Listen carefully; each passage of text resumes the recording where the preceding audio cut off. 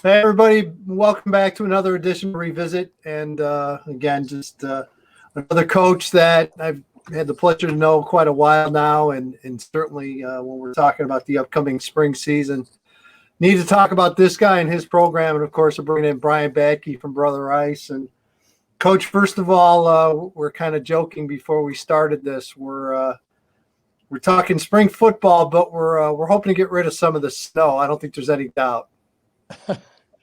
Yeah, it's been amazing. I think the last time we've had this much snow was about 10 years ago.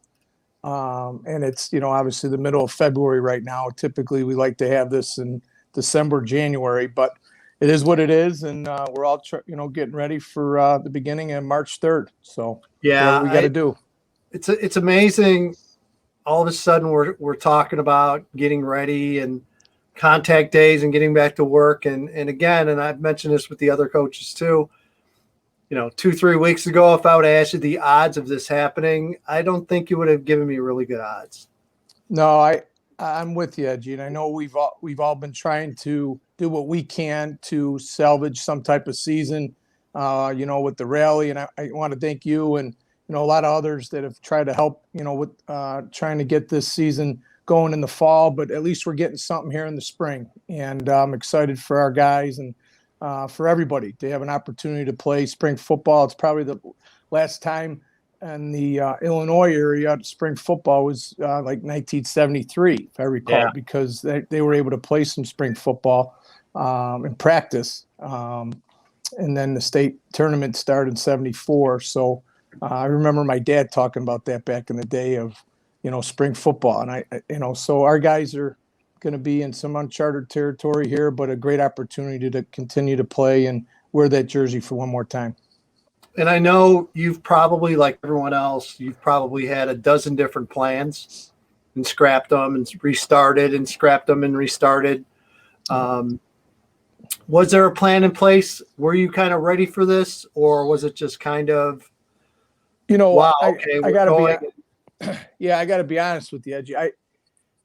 We had a retreat planned at the end of January that I wanted to do with all the seniors.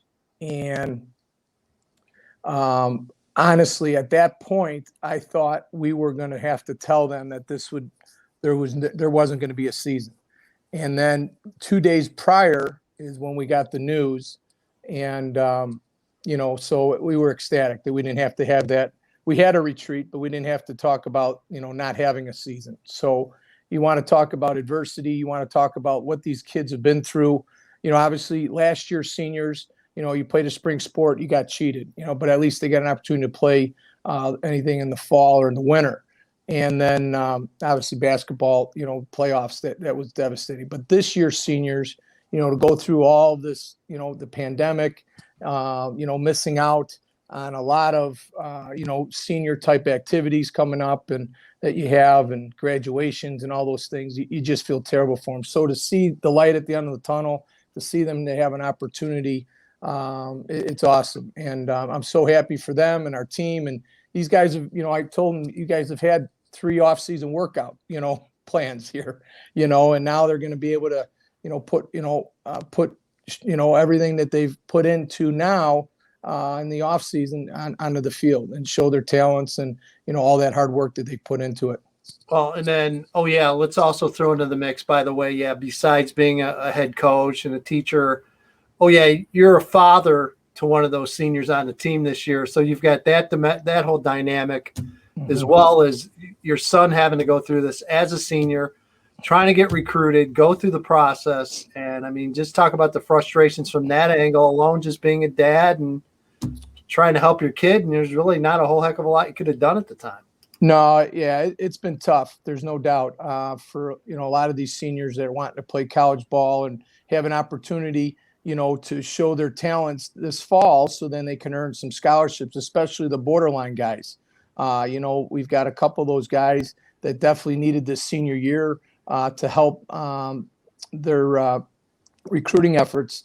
But it's been challenging. And, for Mick and, all these seniors I feel for. And but again, they get an opportunity to play and to be together one more time and, compete for a Catholic League title is exciting. And, I've got 3 teenagers at home, and I've got an 11-year-old son. So, it has been a struggle. There's no doubt about it. I've been home more than I've ever been home. And I think sometimes it's been good, but others it's been bad. And I think they'll tell you the same thing.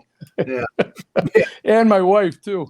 Well, I was gonna say one of the unanimous questions everyone asks is, do you think your wife is ready for you to get out and to start working on football? And 100% the answer has been yes. She's ready, and I'm ready as well. No, right. Yeah, absolutely. I mean, it's just, that's what we do. And, it was, amazing to watch the NFL do what they did, to have a full season like that.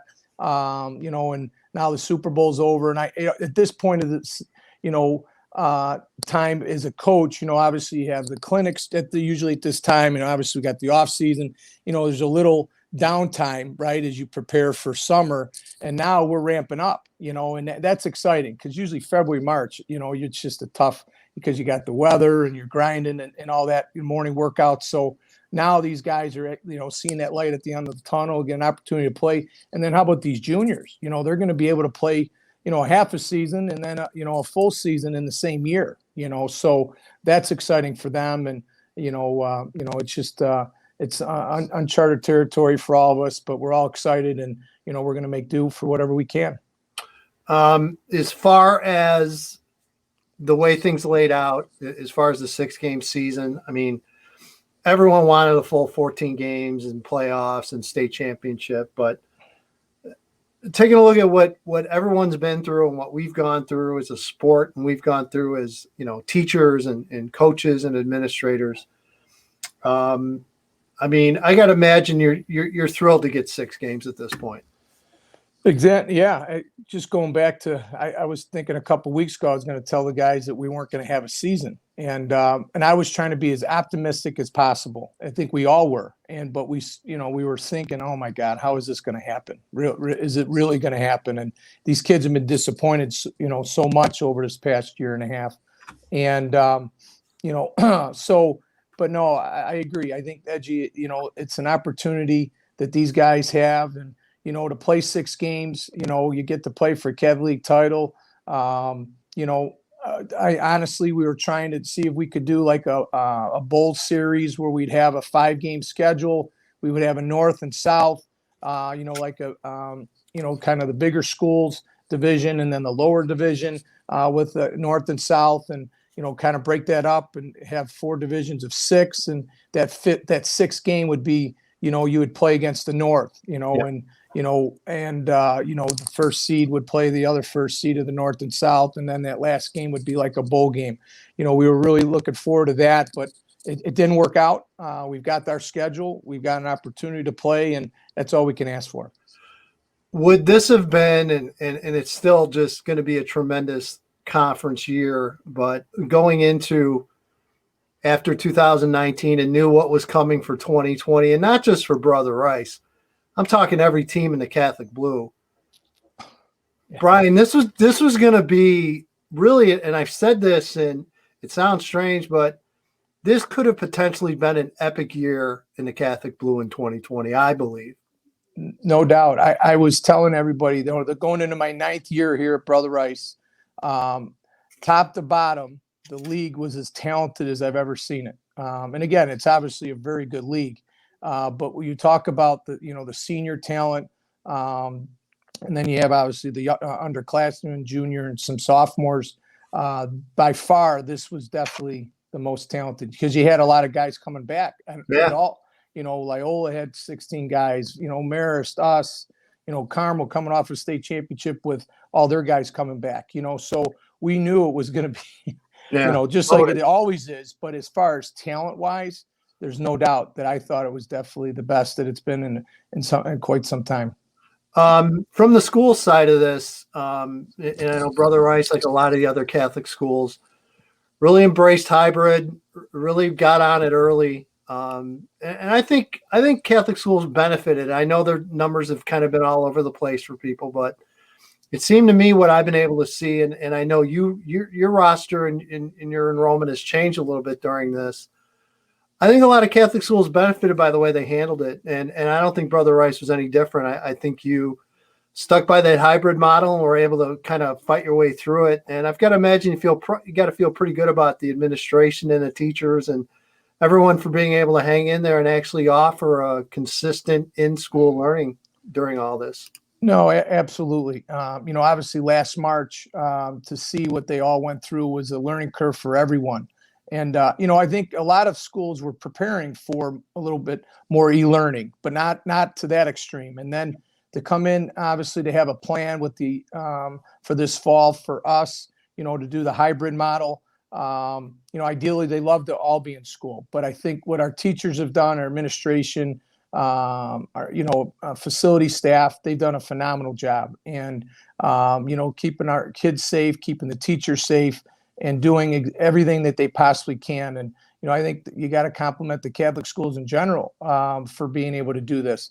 Again, because of our numbers, right? We're able to do these type of things and facilitate within the parameters of, what the guidelines were. And but it's been amazing. And, my wife's a teacher, and to see what she's gone through, she's a CPS teacher, and it's been really difficult, how hard they work working from home compared to being in that classroom, obviously, she has not gone back yet, but, it's been, I know, a challenge for them, but also a challenge for, obviously our teachers too. But I think they're excited to be back in school. And then our goal is to hopefully by the end of Easter break to go in full, everyone get into school. That's the goal if we can do that. So, yeah.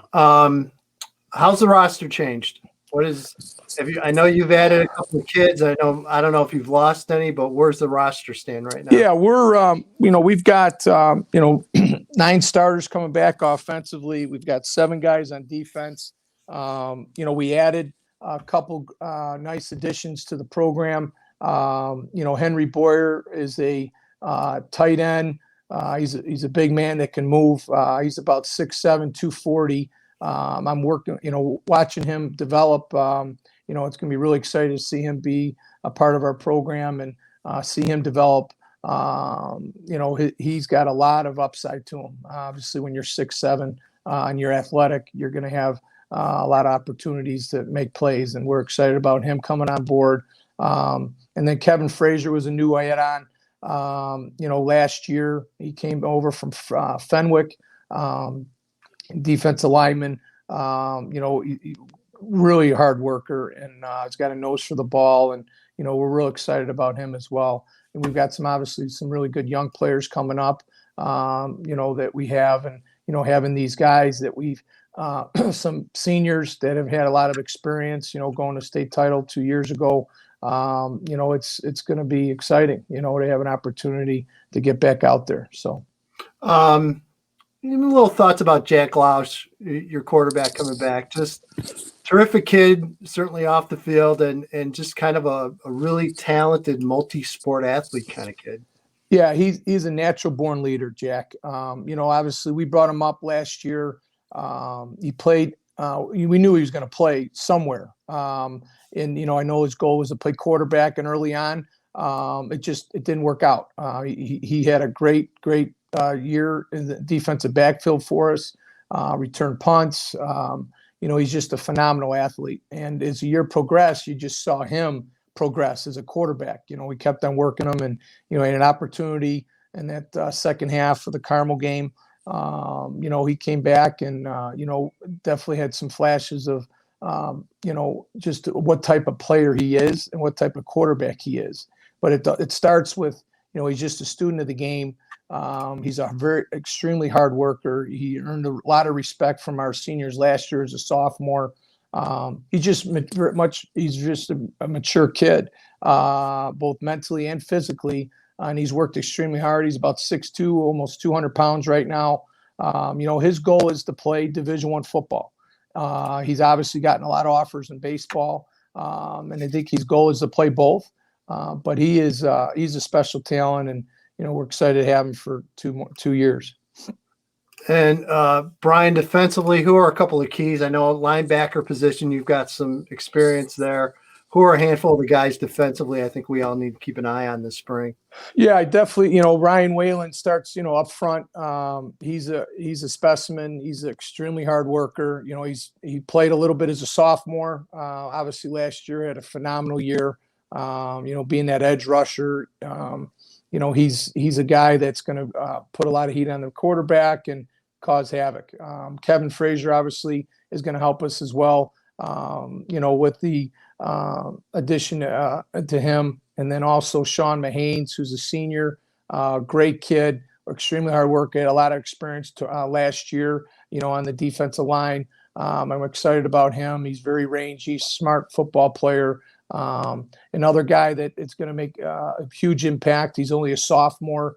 I know you've seen him at some camps and things. Is Trey Pierce. He's almost 6'3.5", about 255 pounds right now, and he works extremely hard. Just a great kid. So those guys up front, and then obviously at the linebacker position, it starts off with Miles Jones, will be a 3-year starter, 2-year captain for us. He's obviously a special player in my eyes, one of the top running backs in the state of Illinois.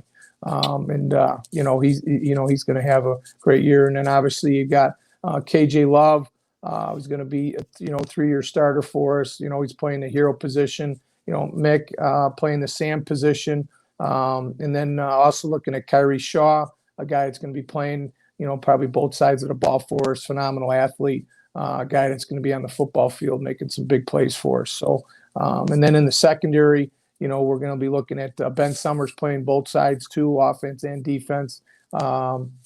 Jeremiah Powell is a big time player. And then another guy to keep an eye on, I think he's going to have a breakout year, is Damian Hall, defensive back. He's a play. You also look at receiver as well. He's going to be a big time player for us.